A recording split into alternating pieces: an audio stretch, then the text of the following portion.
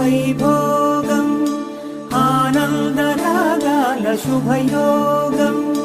రఘువంశ రామయ్య సుగుణాల సీతమ్మ వరమాల కైవేచు సమయాన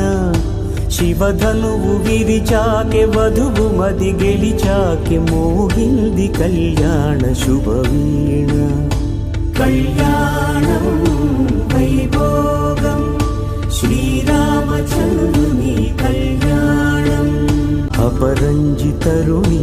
అందాల రమణి వినగానే కృష్ణయ్య లీలామృతం